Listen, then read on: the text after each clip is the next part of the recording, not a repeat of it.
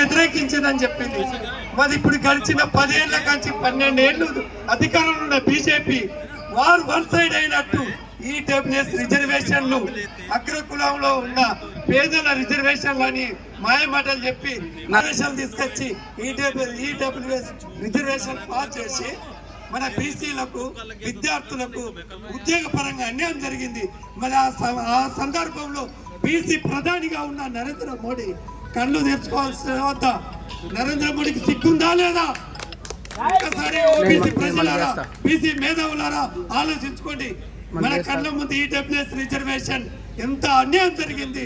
అది అర్ధరాత్రి మరి దేశానికి స్వతంత్రం వచ్చినట్టు ఈడబ్ల్యూఎస్ రిజర్వేషన్ అర్ధరాత్రి పాస్ చేసుకొని సుప్రీంకోర్టులో కూడా బిల్లు పాస్ చేసుకొని ఈడబ్ల్యూఎస్ తెచ్చి మరి బీసీలకు సమగ్ర కులగణన చేపట్టాలని గడిచిన 10 ఏళ్ల కంచి ఉద్యమాలు చేస్తున్నాం. తెలంగాణ వ్యాప్తంగా దేశ వ్యాప్తంగా బీసీల సమగ్ర కులగణన చేపట్టాయి. బీసీల హక్కులు, ఆత్మగౌరవం, విద్య, ఉద్యోగ, రాజకీయ అన్ని రకాలుగా హక్కులు అందుతాయి. మరి బీసీలకు లెక్క లేనప్పుడు మరి దేశంలో ఈ రాష్ట్రంలో కుక్కలకు లెక్కలున్నాయంటారు, జంతువులకు లెక్కలున్నాయంటారు, పశువులకు లెక్కలున్నాయంటారు.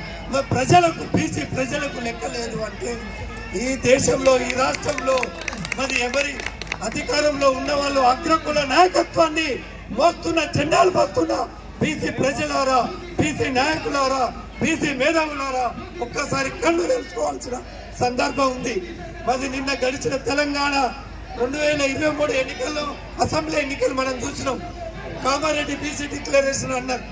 మరి కామారెడ్డి బీసీ డిక్లరేషన్ కోసం సమగ్ర కులగణన చేపట్టాలని స్థానిక ఎన్నికలలో సర్పంచ్ ఎన్నికలలో మనం 42% సాధించి మరి Kamareddy BC declaration Congress party అమలులోకి వస్తే తెలంగాణ వ్యాప్తంగా సమగ్ర కులగణన చేపడుతున్నారు.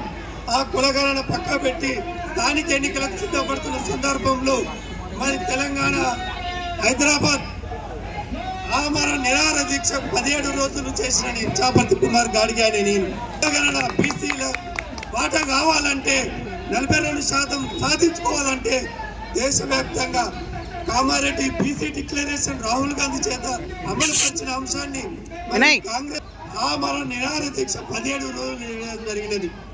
అంటే మన ఉద్యమాలు చేస్తే ఉంటాం. మరి ఆ రకంగా ఇలా తెలంగాణ రాష్ట్ర వ్యాప్తంగా సమగ్ర కులగణన చేపడుతుంది.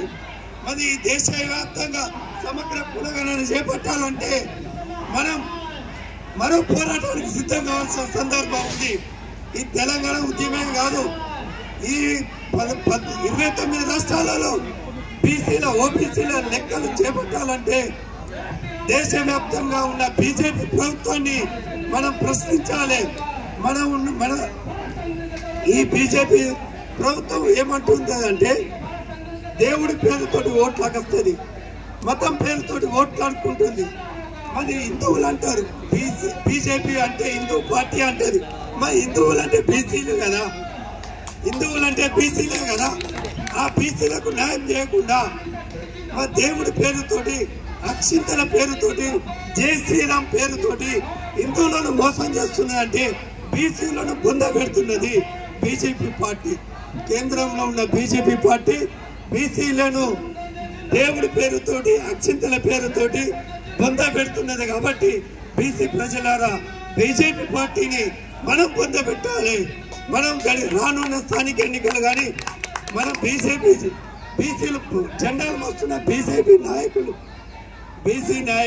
బీజేపీ జెండాలు మోస్తున్న ఆ జెండాలను మనం బొందబెట్టితే ఖచ్చితంగా బీజేపీ జెండాలను కాలబెట్టినప్పుడు మరి కేంద్రంలో బీజేపీ కళ్ళు తెరిచి మనకు దేశవ్యాప్తంగా సమగ్ర కులగణన చేపడుతుంది. అదే రకంగా మరి మహిళలకు 33% చట్టసభల రిజర్వేషన్లు అన్నారు. మరి అక్కడ మహిళలకు కాదు, బీసీ మహిళలకు చట్టసభల్లో 33% రిజర్వేషన్ల మీద మనం పోరాటం చేయాల్సిన సందర్భం ఉంది. అదే రకంగా విద్యా ఉద్యోగ రంగాలలో బీసీలకు 50% రిజర్వేషన్ సాధించుకోవాల్సిన సందర్భం ఉంది. కేంద్ర కేబినెట్ ప్రభుత్వంలో బీసీ మంత్రిత్వ శాఖ లేదు. బీసీ ఉద్యోగాల ప్రమోషన్లు లేవు. బీసీ విద్యార్థులకు 100% ఫీజు రీయింబర్స్మెంట్ కావాలి. జాతీయ స్థాయి ఓబీసీ సబ్ ప్లాన్ కావాలి. ఇవన్నీ కావాలి అంటే మన పోరాటం ఇప్పటి గడిచిన 75 స్వతంత్రం పోరాటం చూసాం, తెలంగాణ పోరాటం చూసాం, హక్కుల కోసం ఆత్మగౌరవ పోరాటం చేసాం. నిజమైన పోరాటం అధికారం పోరాటం చేయాలి, రాజకీయ పోరాటం చేయాలి. 60% ఉన్న బీసీలో మన ఓటు మనం వేసుకుంటే అన్నగారికి మేకపోతే నరేంద్ర అన్న గారికి ఈ వేదిక ద్వారా ఒక ఆలోచన చేస్తున్నా. ఈ రేపు జరగబోయే పోరాటమే రాజ్యాధికార పోరాటం చేయాల్సిన సందర్భం ఉంది. ఎందుకంటే మన ఆత్మగౌరవం ఓటు హక్కు ఎలాగైతే మనకుందో ఓటు హక్కు ఉంటే విద్య, ఉద్యోగ, రాజకీయ, రేషన్ కార్డు, ఆరోగ్యశ్రీ అన్ని రకాలుగా మనకి ఓటు హక్కు ద్వారానే ఈ దేశంలో రాజ్యాంగ పరంగా మనకు అందిస్తుంది. ఆ ఓటును మార్చుకోవాలి, అంతే, ఏం లేదు.